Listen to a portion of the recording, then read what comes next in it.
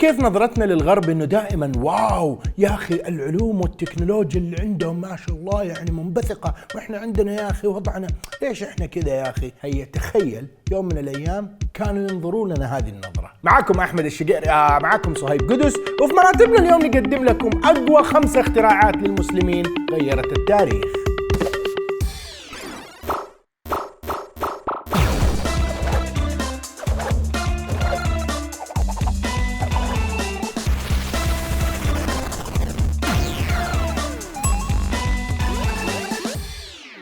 قواعد نسجلها في دفتر عشان الكل يفهم التصنيف والترتيب.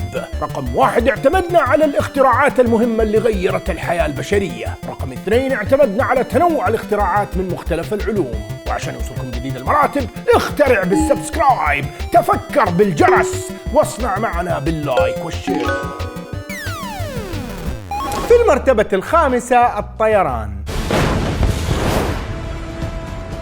في القرن التاسع الميلادي، يعني قبل 1000 سنة من اليوم، طلع شخص عظيم عالم قدير اسمه عباس بن فرناس. هو عالم فلك ومخترع وفيلسوف أمازيغي، كان من سكان الأندلس اللي غير التاريخ باختراعاته الرهيبة. هو أول واحد يخترع فكرة القزاز اللي كده تسيح حجارة كده تسوي قزاز، والساعة المائية اللي سماها الميقاتة. كان يسوي كده حاجات واختراعات كيميائية مرة غريبة في بيته. طبعا انت دحين شايفه بتمجد وانا قاعد اجيبه في الحلقة وبنمجده، بس شعبه سفل فيه وزبل فيه كده. هذا مشعوذ، هذا دجال يستخدم المويه الحمراء والعياذ بالله. اتهم بالجنون والسحر والزندقة، ووصل الأمر لمقاضاته بتهمة الشعوذة. عباس بن فرناس تأمل وتدبر في فكرة الطير كيف يطير. قام بعدها قرر انه هو يعمل دراسة طويلة وتخطيط وحسابات انه ترى على فكرة يا جماعة ممكن نطير. شباب شوفوا المجنون قاعد يطالع في الطيور. مجنون مجنون مجنون مجنون مجنون. بعدها قام بنى شيء كذا بأجنحة من الأخشاب والقماش، وربط نفسه كذا، طلع يا حبيبي من فوق أطول مئذنة في جامع قرطبة، ويلا السلام عليكم ونط يا حبيبي. التجربة للأسف فشلت والرجال اتصاب. طبعا الناس قلبت أمها شماتة. أبو فرناس إيش صار يا هو؟ بس عباس بن فرناس أبدا ما استسلم، وحاول يفهم ليش التجربة أساسا ما نجحت. قام رجع وخطط مرة تانية، ورجع بعد 20 سنة وجمع الناس دي كلها. يلا تعالوا تعال فاكر زمان كنت اقول لك على هذا المجنون اللي نط من فوق؟ تعال. قال ايش بدي يجمعنا بينط تاني. يلا بالله شوف المجنون يلا. بابا ليش ما تطير زيه؟ انا ابغى نطير. يلا ها. لا ما احد يطير. انت تفكر ان احنا ما احد يطير؟ هذا مجنون هذا. شوف كيف. وفعلا قدر يطير 10 دقائق، بس للأسف ما حسب حسبة الفرامل كذا قبل الهبوط. تعرف في الطيارة مو في شيء كذا اللي يسوي كذا اللي يخفف من سرعة الطيارة. هذا الشيء هو ما عمل حسابه، فمسكين طاح وكذا تأذى، وصار كذا في عنده كم ضلع انكسر كذا. بس يعني طبيعي، الرجال عمره 65 سنة على وقتها. للأسف كثير من الناس وبما فيهم أنا شخصيا كنت أفتكر إنه هو مات من وراء الطيران، إنه كذا والله طاح ومات بسبب إنه محاولة فاشلة للطيران. لا، ترى هو هذه المحاولتين وبعدها عاش حياته طبيعية وتوفى بشكل طبيعي. للأسف اللي انتشر هو كلام الجهل دول اللي هو مجنون كذا، اللي شكله طار يا شباب، بس مجنون. لا، والغرب يسجلوا باسمه كذا تضاريس في القمر كذا بيكرموه بيها. اسمه على فوهة من فوهات القمر. هذا ولدنا، لا تسميه حفرة القمر. هذا ولدنا، هذا عباس بن فرناس كان عندنا وكنا ننزل نشوفه المجنون خوينا. معكم إسماعيل الحسن، ولساتنا بنستنى طلبية إيش اسمها؟ غدوينكو شيء زي العسل. تخيل لو جبت 10 من أصحابك يشتروا من عندهم، يعملوا لك خصم تقريبا ربع ريال. أسعار التوصيل مرة حلوة، ب50 ريال، والمشوار 10 ريال حق البنزين والوقفة يا شيخ. وتعرف رمضان وزحمة شيء يخلي الرايح جاي. أقول لك بس ايوه صح، في رسوم رمضان يعني يمكن 7 ريال 8 ريال. شباب زي الفل، شيء حلو وانت قاعد متكي كده وضارب فنجان الشاي. هيا شوف جاء الطلب يا شيخ. اقول لك يا نفدين الله.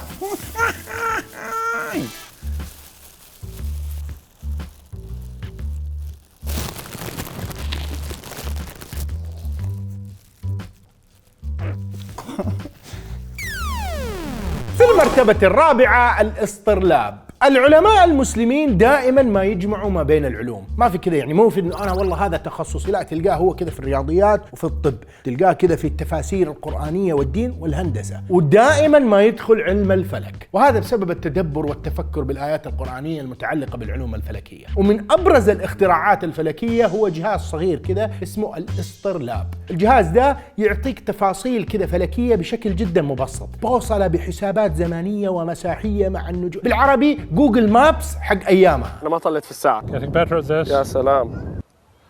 Got it. That's okay. Would you think it's 5:30? انا اقول انها 5:30. لا 5:30. ايوه، تقدر تعرف بيه الوقت من اي مكان في العالم. في النهار تقدر تعرف عن طريق الشمس وكذا والظل والمدري، بعدين في الليل تقدر تشوف كذا تحط هذه على هذه مع النجمه اللي هناك، تقدر تعرف بيه الوقت. مو بس الوقت، كمان التاريخ والشهر والاتجاه حق القبله ومواقع النجوم. يعني اسمع، تخيل كل ده الاختراع قبل الكمبيوترات، قبل الجي بي اس، قبل التلسكوب. هو نفسه كذا اللي تحسه كذا مع نيثان دريك كذا حق انشارتد، اللي كذا يوريك المكان السري اللي تروح تطلع بيه الكنز المدفون. عجبك ها؟ تبى كنز؟ شكلك تبى تاخذ لك واحد. يقال ان اليونانيين كان عندهم شيء يشبه البوصله كذا، جو المسلمين طوروه وخلوه جهاز الاسطرلاب الحريقه. صنع العالم ابراهيم الفزاري اول اسطرلاب للمسلمين، وكذا بداوا يتوارثوه كل العلماء كذا اللي دائما يطوروه، ومنهم هذا العالم اللي هو علي بن عيسى الاسطرلابي. شايف الاختراع العظيم؟ يعني شايف اهميه وقيمه هذا الاختراع العظيم؟ ولا كان زمانك دحين ضايع كذا تلفلف في الشوارع؟ من فين؟ من بعد الحفره في مطب لقيت شجره، فين دحين؟ في المرتبة الثالثة القمرة. العلماء الإغريق زمان قالوا إنه الإنسان يشوف عن طريق نور يخرج من جوا العين إلى الخارج، والكلام هذا درسه العالم المسلم الحسن بن الهيثم، وهو عالم في الرياضيات والبصريات والفلك والفيزياء. شايف ما شاء الله كذا يتخصصوا في عدة مجالات. ابن الهيثم رفض نظرية الإغريقيين وقال إن النور اللي نشوف منه هو أصلا ضوء الانعكاس اللي بيدخل العين، وكذا أساسا نقدر نشوف. طبيعي طبعا لما قال ده الشيء ما حد صدقه، لأن أشعة الضوء تنعكس على الأشياء وصورها تدخل أعيننا. قام سوى غرفة مظلمة وحفر حفرة قد العين كذا، وبحسابات دقيقة انه هنا تبعد عن هذا المكان بهذا الشكل، وفي الاخير فجأة كذا صار فيه صورة عندنا كذا على قطعة قماشية بالمقلوب، وبكذا اثبت نظريته للعالم. سميت بعدها القمرة المظلمة. بالضبط، هذا الشيء مرة استفادت منه البشرية في علم البصريات، مو بس كذا حتى في التكنولوجيا. قمرة كاميرا، فهمت؟ هي نفسها ترى نفس الفكرة تثبت في الأبواب. اكتشافه هذا ساهم بشكل مرة كبير في طب العيون، كذا صار فيه تفاصيل جدا دقيقة. هو أول شخص عمل تشريح للعيون وطلع هذه الحقائق اللي إلى اليوم هي مبني عليها في علوم الطب. كثير من دول العالم ممتنة لأعمال ابن الهيثم، وتكلموا عن إنجازاته في كثير من الوثائقيات. في المرتبة الثانية الميكانيكيات. قبل 900 سنة وضع الغرب ونظرتهم للحضارة الإسلامية زي ما قلت لكم كلها انبهار في انبهار. شوف هذا كيف اخترع، شوف ايش سوى دحين، شوف كيف بيوتهم وحماماتهم. täglich in ein Badehaus gingen, um sich zu reinigen, hat man im 10. Jahrhundert in den europäischen Städten angefangen, hölzerne Überschuhe, hochhackige hölzerne Überschuhe zu tragen, damit man trockenen Fußes durch die Kacke in den Straßen wandeln konnte. كده عندهم انبهار كيف ان احنا يا اخي نمشي في ككة، وهم عندهم في شيء يروحوا يحطوا فيه الككة.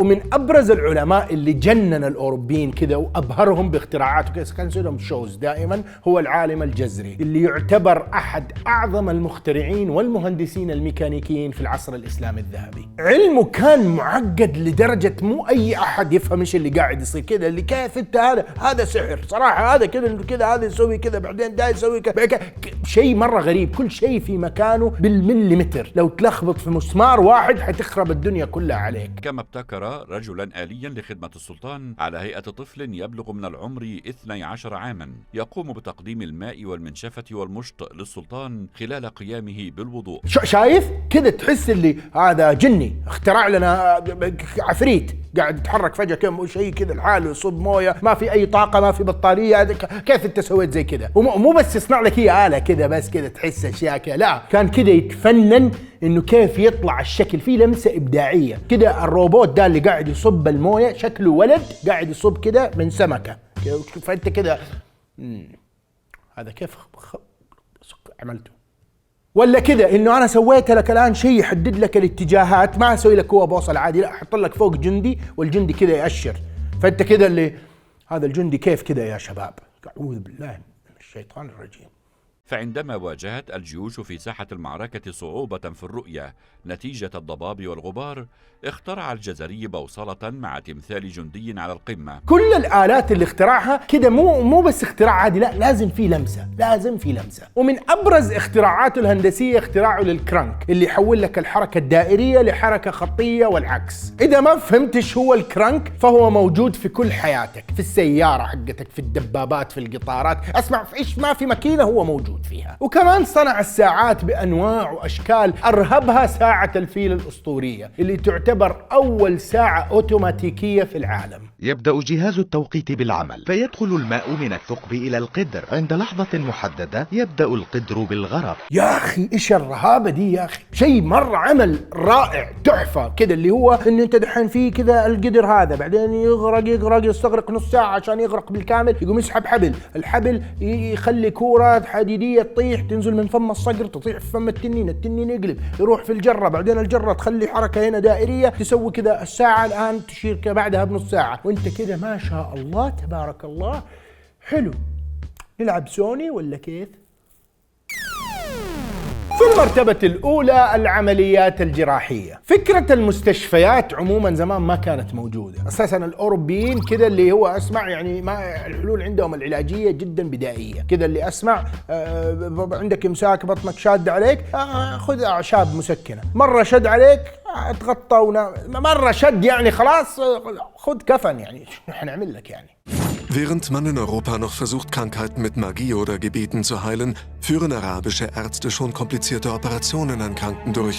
Ihre anatomischen Kenntnisse des menschlichen Körpers erlauben ihnen medizinische Eingriffe an Knochen. بينما الطب عند المسلمين كان مبدأ إنه يا جماعة تهتم بالمرضى، تقدم لهم علاجات بطرق متطورة ومتعقدة وكذا كل مالك تحسنها. قبل حوالي 1200 سنة المسلمين بنوا أول مستشفى حقيقية بدكاترة وممرضات وحتى مراكز تدريب وغرف للمرضى، صدق كمان سولهم 2، واحدة كذا في بغداد وواحدة في القاهرة. ومو بس كذا، العلاج كان مجانا للفقير للغني مسلم مسيحي أي حاجة، أنت مريض يا ابويا تعال احنا نعالجك. بالرغم من انهم بنوا المستشفى ووفروا علاجات بسيطه الا انه كان في نقص في علم الجراحه، وقتها جاء وحش الجراحه الطبيب العالم الزهراوي اللي غير تاريخ الجراحه في الطب تماما. And one of your interests today is Abu Kassis, and he was one of the first people to suggest that you should do a thyroidectomy. He was a great innovator, and he was most likely one of the most famous surgical innovators of the early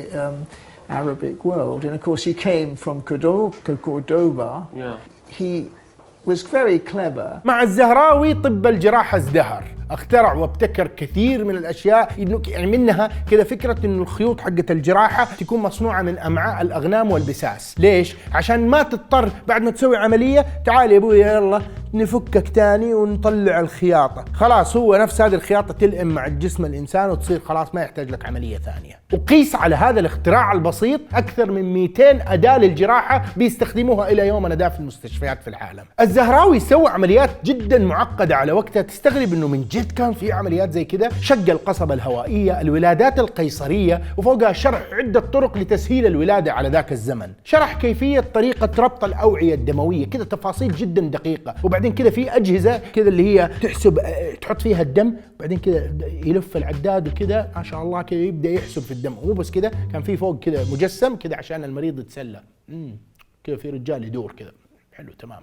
له كتاب كان فيه كذا طرق مرة عديدة وأساليب وأشياء زي كذا، والأوروبيين ترجموه وانبنت عليه كثير من علوم الطب واستخدمت لأكثر من 500 سنة. وبكذا نكون وصلنا لنهاية مراتبنا اليوم. اكتبوا لنا في التعليقات اختراعات رهيبة للمسلمين غيرت التاريخ. صراحة اسمعوا القائمة مرة مليانة، بفكر اسوي منها قائمة ثانية. واعطونا اقتراحاتكم لقائمة الاسبوع الجاي من خلال الرابط الموجود في صندوق الوصف تحت. حلقة اليوم كانت من اقتراح صديقتنا منار، اقترحت القائمة عندي في السناب مع السناب شابترز. ولو عجبتكم الحلقة لايك وشيروا الحلقة وسبسكرايب مع الجرس توصلكم كل المراتب. وقبل الزحمة عيدكم مبارك. بحط هنا حساب تحت اللي يبغى يرسل عيديته. فارس لا أحد يعيده.